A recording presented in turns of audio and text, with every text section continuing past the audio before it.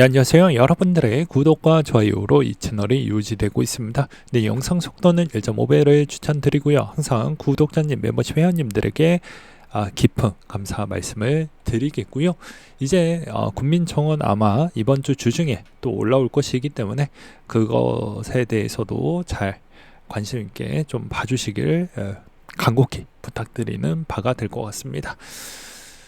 그리고 금투세는 벌써 이제 5만 명을 채웠더라고요. 그래서 그건 다행이고, 그 다음에 그 금투세가 폐지가 된다라고 해도 우리는 기타 소득세 부분으로 그대로 유지가 되어 수밖에 없기 때문에 우리에 있는 국민청원도 또 통과가 되어야 된다라는 걸 다시 한번 말씀을 드리겠고요. 그리고 이제 주말 중에 일요일 그리고 돌아오는 월요일 날 대부분 뭐 정보 소식이 너무 많이 이렇게 업데이트 될 만한 소식들이 별로 잘 안 나옵니다.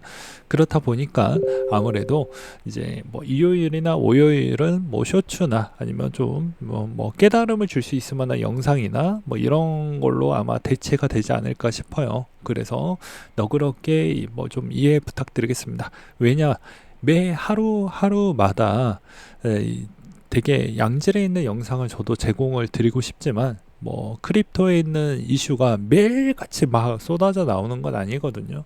그렇기 때문에 특정에 있는 화요일부터 토요일 때까지는 그대로 유지를 하고 이제 일요일부터 월요일이나 아니면 뭐 공휴일 같은 부분은 웬만하면은 이제 다른 영상으로 아마 대체를 할 생각을 좀 갖고 있습니다. 네. 그래서 또 이 점도 참고하시길 바라겠습니다. 이번에 이제 비트코인 순유입 부분도 좀 많이 들어오면서 이제 아이shares 비트코인 트러스트가 이제 어떻게 보면 GBTC에 있는 규모 빈도를 이제 넘어섬으로써 이제 새롭게 이제 급부상을 좀 하고 있는데요. 여전히 이제 6월달 되고 나서는 유입량이 서서히 회복을 보여주고 있습니다. 그러니까 4월달 구간에는 이제 세금 내야 되는 그 기간적 추이가 있었기 때문에 그렇다라고 볼 수가 있겠고, 5월달은 대부분 이제 어찌 보면 이제 미국 지수가 생각보다 잘 버텨주지 못했던 부분과 조정이 좀 있었던 구간으로 봐야 되겠죠. 그러다 보니까 아무래도 유입 비중이 좀 많이 약해진 거 아니냐라고 볼 수가 있게 되겠습니다. 그리고 이제 6월 달에 좀 회복 추이가 이제 언제까지 이어 나갈 건지도 매우 중요할 것 같은데요. 이제 대부분 고래들이 대다수 유입을 여전히 꾸준하게 해주고 있다라는 것과 그 다음에 또 피델리티 쪽에 따른 움직임도 좀 많이 눈에 많이 들어왔습니다. 무슨 말이냐? 블랙록에 있는 ETF가 좀 더 과거 한 뭐 어떻게 보면 4개월 전 때 좀 좋은 퍼포먼스를 보여주었던 측면이었다고 하면, 오히려 이제 피델리티가 하반기 부분에 좀 최대값으로 유입량이 계속 들어오고 있다라는 점이 좀 이번 형태에 주목해야 되는 포인트이지 않을까 싶습니다. 이 말은 즉슨 이제 블랙록 부분을 빼고 나머지 쪽에 있는 비중에서 대부분 이제 자금 유입이 좀 많이 들어온다라는 건 아무래도 이제 고객이 좀 다른 고객, 겹치지 않는 고객이 들어올 확률이 매우 높다라고 볼 수가 있겠고요. 그 다음에 두 번째로는 이제 블랙록 대비보다 나머지 쪽에 이제 골고루 분포돼서 ETF가 들어온다라는 건 나쁠 건 없습니다. 왜 그럴 거냐면 어차피 같은 테마이긴 하겠지만 순유출을 찍힐 때도 한쪽에 너무 많이 쏠려져 있으면 가격이 너무 많이 빠져 버리다 보니까 순유출 규모량이 어마무지하게 늘어날 수가 있거든요. 그런 거는 이제 나중에 이제 중장기적으로 봤을 때 이게 이제 악재가 될 수 있을 만한 여지가 좀 더 덜해진다라고 저는 좀 표현하고 싶습니다. 그리고 이제 GBTC에 있는 구간도 이제 대다수 3월달에 많이 나왔다가 거의 나오지 않는 그런 모습을 좀 보여주고 있기 때문에 이런 측면도 뭐 나쁘지는 않는다라고 말씀을 드리고 싶고요. 그 다음으로 이제 또 볼 수 있는 건 아무래도 이 프리미엄 비율을 좀 볼 수가 있는데요. 6월달 정도 때 되면서 이제 2% 초반대를 좀 보여주고 있는 실정인데, 원래는 1% 중반 정도 때까지 보여줬던 김프가 이제 2% 초반대까지 올랐다라는 것은 또 이런 점이 좀 특이점이지 않을까라고 생각을 합니다. 여전히 김포가 좀 더 많이 낮아질 때 좀 더 관심을 많이 가져보시고, 그 다음에 김포가 좀 올라올 때는 좀 더 경계하는 형태로 봐야 된다는 건 누구나 알고 있지만, 그걸 실행에 잘 옮기시는 분들이 잘 없기 때문에 이런 말씀도 드릴 것 같고요. 그 다음에 이제 최근에 이제 리플 사건 부분도 이제 계속해서 조금씩 뭐 좀 보여주는 부분이 있기 때문에 잘 보시길 바라겠습니다. 그 다음으로 이제 보게 되면 이제 아무래도 이제 그 외, 비트코인 외 도미넌스 추이를 본다라고 하면 가장 강력했던 추이가 21년도 때입니다. 이때가 21년도 때 추이였는데요. 여기가 22년도고요. 여기가 21년도 때 추이인데요.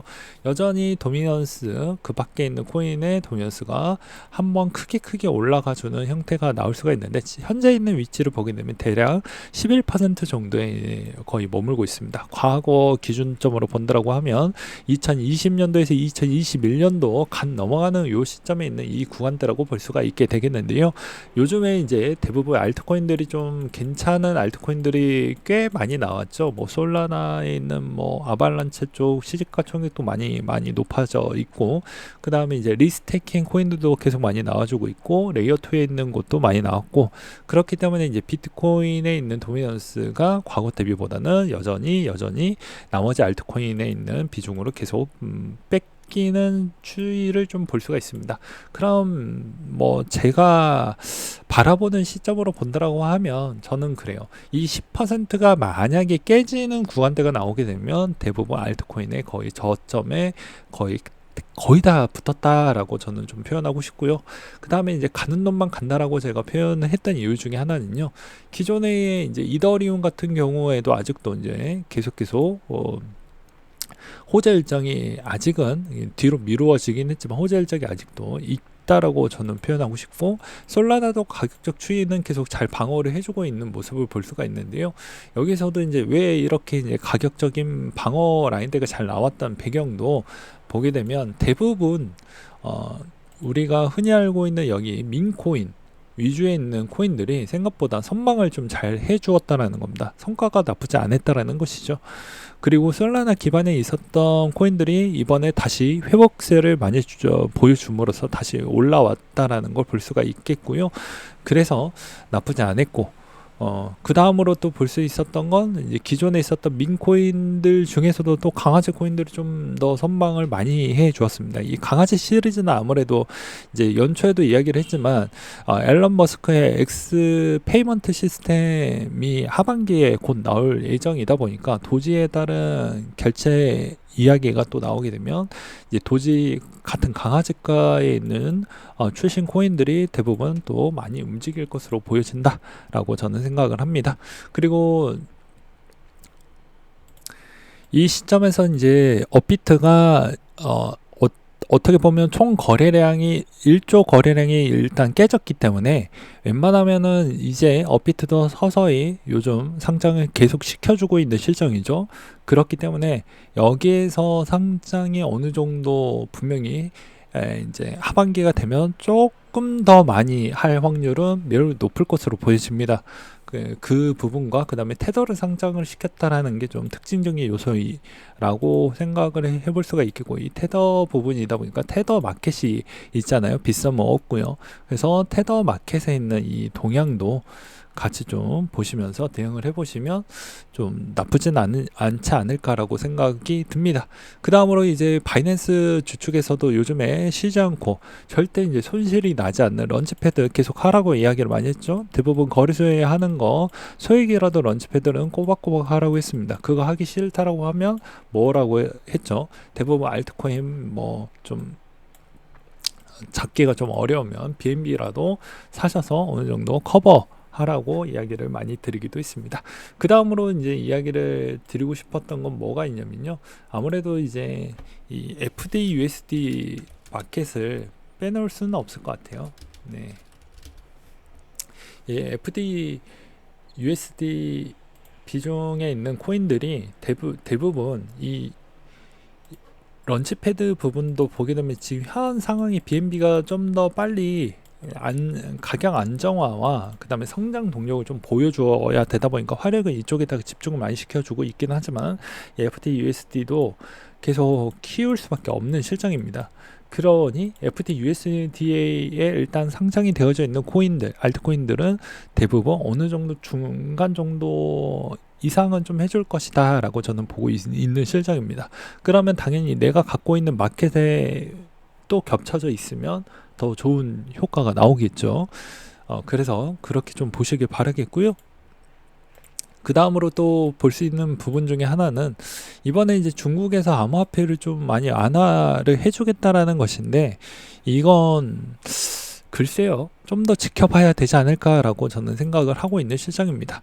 그 다음에 이제 요즘에 헤지펀드 쪽에서 마이크로 스트래티지의 공매도도 좀 많이 늘어나고 있다라고 하니까 아무래도 이제 지금 시점에서 포지션이 이번 주 주중에 좀 잡기가 상당히 어렵습니다. 그래서 이제 아무래도 변동성이 좀 세질 수가 있기 때문에 이런 거 잘 하시길 바라겠고, 그리고 한 구독자님께서 벡터를 또 들고 계실 것 같은데, 이제 회사 매각 포함 모든 방안을 논의 중인다라고 하니까 아무래도 이제 벡트는 좀 놔줄 필요성이 있지 않을까라고 생각을 합니다.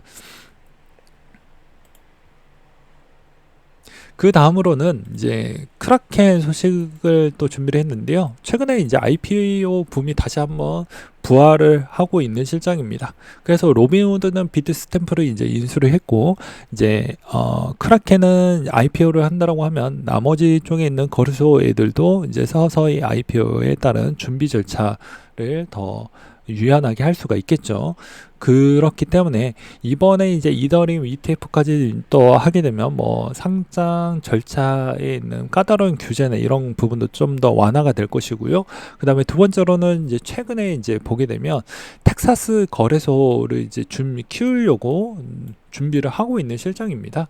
그렇다 보니까 거기에서도 여러 가지 규제나 강도는 좀 더 많이 낮춰서 가져가려고 하다 보니까 이렇게 본다라고 하면 크립토의 상장 부분은 텍사스 쪽에 더 많이 열려져 있지 않을까라고 볼 수가 있겠고요. 만약에 이제 상장이 되면 시드가 많이 들어오니까 시드에 있는 자금은 아무래도 이제 코인 쪽으로 많은 자금이 들어올 수 있는 환경은 만들어질 것이다라고 생각이 듭니다. 그리고 이제 또 달러 기반에 있는 원달러 추이도 여전히 1370원대에 계속 우상향 패턴을 계속해서 6월달까지 유지를 해주고 있는데요. 이게 이제 언제까지 계속 이런 형태가 나올 것이냐도 중요하게 좀 봐야 될 것 같고요. 우리가 기대했던 금리 인하가 나왔을 때 환율이 너무 많은 변동성이 나오게 되면 그때 비트코인도 뭐 덩달아 영향을 받을 수밖에 없습니다. 왜 그럴 것 같습니까? 당연히 아무래도 이 환율이 내려가고 금리가 내려가면 RWA 코인들도 좀 좋은 배경성은 보여지겠지만, 테더에 있는 가치와 테더에 있는 환율에 있는 차익 변화 때문이라도 아무래도 조정폭이 좀 나올 수는 있다라고 봐주시는 게 맞지 않을까 싶습니다. 이게 이제 보세 따른 물량도 좀 있더라고요. 예, 그래서 이 점도 참고하시길 바라겠고요. 그래서 종합적으로 보게 되면 아무래도 이번 주는 여전히 눈치 보기 되는 장이 생각보다 많이 흘러갈 것으로 보여지고, 그 다음에 이 장에서도 더 부상을 하려고 한다라고 하면 6월 달에 이제 아무래도 나머지에 있는 그런 ETF 운영사들이 좀 더 노력을 해서 더 좋은 성과가 나와주길 바랄 뿐이다 라고 저는 말씀을 드리고 싶습니다. 네, 오늘은 여기까지 준비를 했고요. 이상으로 마치도록 하겠습니다.